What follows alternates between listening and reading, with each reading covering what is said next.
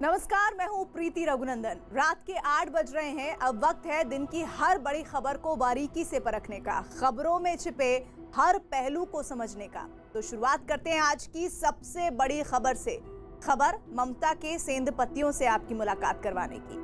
खबर पश्चिम बंगाल के सियासी घमासान की, जहां ममता बनर्जी की टीएमसी में नंबर 2 की हैसियत रखने वाले शुवेंदु अधिकारी ने आज आधिकारिक तौर पर पार्टी को अलविदा कह दिया। शुवेंदु के इस्तीफे का आफ्टर इफेक्ट ये हुआ कि टीएमसी में इस्तीफे और बगावत का दौर शुरू हो गया। ममता के किले में खलबली मच गई। दूसरी ओर बीजेपी ने ममता पर वार और तीखे कर दिए हैं। इस तरह बंगाल का सियासी तापमान आज और चढ़ गया।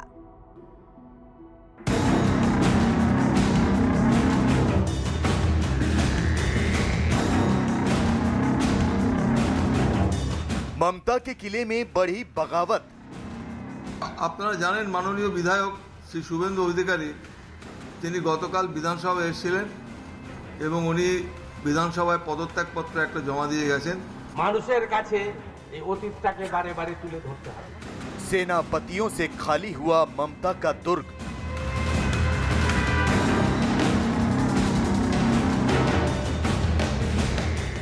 हिंदू को लेकर कोई भी मसला होता है, गरीब हिंदू का बात हम लोग आगे नहीं ला सकते, लाने से ही हम लोग बीजेपी बन जाते हैं। टीएमसी में तेज हुआ इस्तीफों का दौर।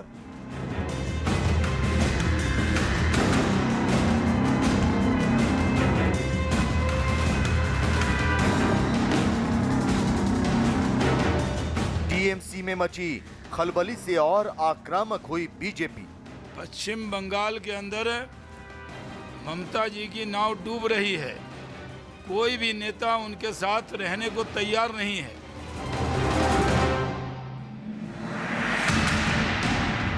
पश्चिम बंगाल में चुनावी पारा किस हद तक जाएगा, इसका अंदाजा लगा पाना भी मुश्किल होता जा रहा है। एक तरफ बीजेपी ने ममता का किला ढहाने के लिए पूरी ताकत लगा दी है, तो दूसरी ओर ममता के सेनापति इतनी तेजी से किला छोड़ रहे हैं कि पूरी पार्टी में खलबली मच गई है। पहली नजर में देखने में यही लगता है कि पश्चिम बंगाल में ममता बनर्जी की राह का सबसे बड़ा रोड़ा बीजेपी ही साबित हो रही है। लेकिन बीजेपी से भी बड़ी मुश्किल ममता बनर्जी के लिए उनकी पार्टी में मची बगावत है। पार्टी के कई बड़े नेता या तो नाराज हैं या खुलेआम बगावत का झंडा बुलंद किए हुए हैं। ममता बनर्जी के किले की एक एक दीवार इस तरह से लगातार ढह रही है। जाहिर सी बात है, अगर ममता बनर्जी ने जल्दी इसे ठीक नहीं किया तो बीजेपी की राह और आसान हो जाएगी। ममता के किले से अब जो सबसे बड़ा सेनापति निकला है, उसे पार्टी में ममता के बाद नंबर 2 माना जाता था, यानी शुवेंदु अधिकारी।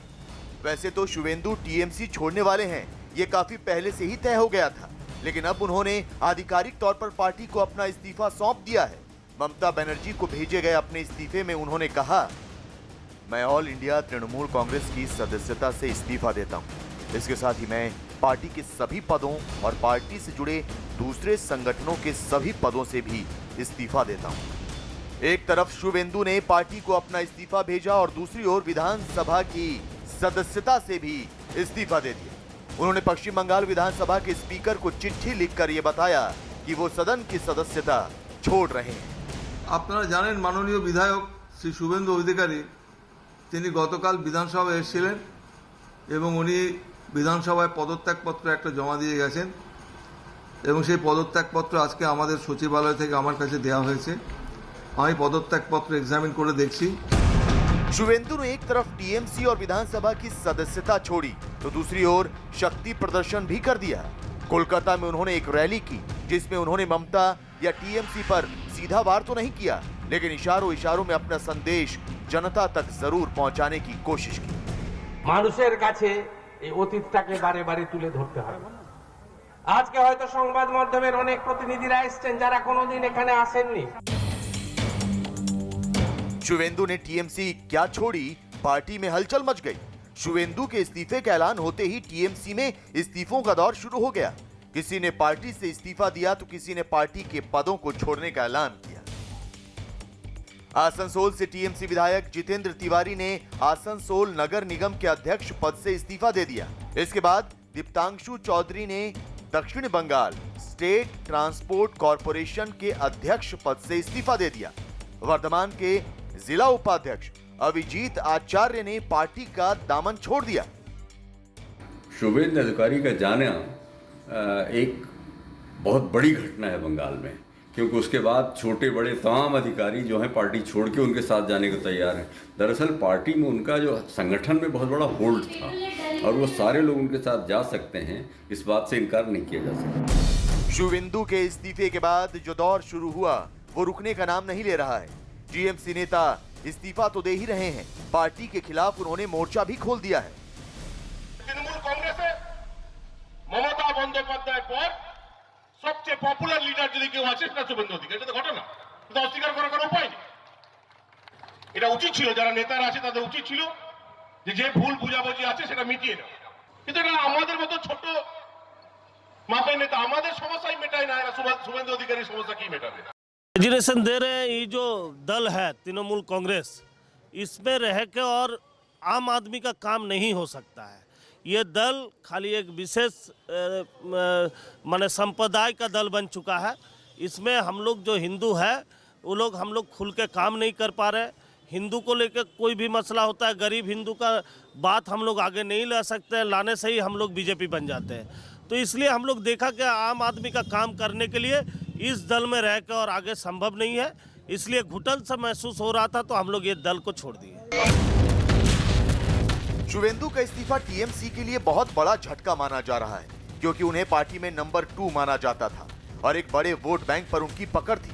माना जा रहा है कि शुवेंदु का टीएमसी छोड़ना ममता के लिए बहुत बड़ा झटका है, क्योंकि शुवेंदु के पार्टी छोड़ने से पार्टी में विभाजन तक का खतरा मंडराने लगा है और आने वाले विधानसभा चुनाव में शुवेंदु फैक्टर ममता को हरा तक सकता है। पूर्वी मिदनापुर में शुवेंदु की अच्छी पकड़ है और वो बंगाल में 110 विधानसभा सीटों पर असर डाल सकते हैं। शुवेंदु के इस्तीफे के बाद अब टीएमसी में इस्तीफों का दौर और तेज होने की भी आशंका है। ममता बनर्जी की पार्टी में इस्तीफों की बहार आ गई। हर जगह कोई न कोई इस्तीफा दे रहा है, कोई छोड़ रहा है। उसके दो बड़े महत्वपूर्ण कारण हैं। एक तो उनके भतीजा जो हैं वो टूट पड़े हैं पार्टी के सारे संगठनों पे कब्जा करने में, सारे फाइनेंशियल रिसोर्सेज पे कब्जा करने में, पार्टी की सारी ताकत अपने पास लेने में, उससे उनको नुकसान हो रहा है। और दूसरे जो प्रशांत किशोर को लाए हैं बाहर से, तो जो लोकल बंगाली जो उनके साथ लगा रहा है पिछले 30 साल से, वो बड़ा नाराज है, तो वो लोग भी उनसे अलग हो रहे हैं। शुवेंदु के इस्तीफे से पार्टी को कितना नुकसान हो रहा है, ये टीएमसी के बड़े बड़े नेता भी अच्छी तरह समझ रहे हैं, लेकिन अब वो इस नुकसान को कम करने की कोशिश में जुट गए हैं ताकि कार्यकर्ताओं का जोश बना रहे और वोट बैंक में सेंध कम से कम लगे। लेकिन बीजेपी इस मौके को भुनाने में जुट गई है। Shubhendu is highly ambitious. He maybe wanted to be deputy chief minister, or maybe the BJP has promised him to be the chief minister face. Trinamool Congress एक डूबता हुआ जहाज है, कोई भी उस पर बैठने को तैयार नहीं है। ये पार्टी जब बनी थी तो माँ माटी मानुष के नाम पर बनी थी। आज गोली बम बारूद कर रही है, अपने लोगों पर मुकदमा कर रही है। जो टीएमसी में रहता है वो बड़ा अच्छा माना जाता है और जो टीएमसी से बाहर जाता है उसके खिलाफ साजिश रचने लगती हैं ममता जी। कितनी साजिश रच लें, वो बंगाल में भारतीय जनता पार्टी को रोक नहीं सकती। बीजेपी नेता जिस कहावत का इस्तेमाल कर रहे हैं, टीएमसी की दशा तो कुछ ऐसी ही नजर आ रही है। पश्चिम बंगाल की राजनीति की नस नस समझने वाले नेता जिस तरह लगातार पार्टी छोड़ रहे हैं, उससे लगता है कि इस बार चुनाव में बड़ा उलटफेर हो सकता है। उनकी पार्टी में जो बगावत की वजह है उसमें सबसे बड़ा फैक्टर मैंने बताया ना कि ममता बनर्जी के भतीजे श्री अभिषेक बनर्जी और चुनाव प्रबंधक श्री प्रशांत किशोर हैं। क्योंकि प्रशांत किशोर की आदत यह है कि जैसे वहां भी गए नीतीश कुमार के यहाँ भी वो, तो उन्होंने पार्टी में ही कब्जा करना शुरू कर दिया और तमाम करीबी नेताओं को पार्टी से अलग कर दिया। उसका उनको नुकसान हुआ। अभिषेक बनर्जी तो टोटल जो संजय गांधी का रोल था इंदिरा गांधी के यहाँ, वो काम कर रहे हैं। पश्चिम बंगाल के सियासी उफान के बीच गृह मंत्री और बीजेपी के चुनावी रणनीतिकार अमित शाह ने भी पश्चिम बंगाल दौरे की तैयारी पूरी कर ली। अमित शाह के राजनीतिक रूप से संवेदनशील दौरे के लिए उनकी सुरक्षा के खास इंतजाम किए गए हैं। अमित शाह के दौरे से पहले पश्चिम बंगाल पुलिस को कानून व्यवस्था दुरुस्त करने के निर्देश दिए गए हैं। 2 दिन के दौरे के दौरान गृह मंत्री की सुरक्षा की जिम्मेदारी केंद्रीय सुरक्षा बल और स्टेट आर्म्ड पुलिस को सौंपी गई है।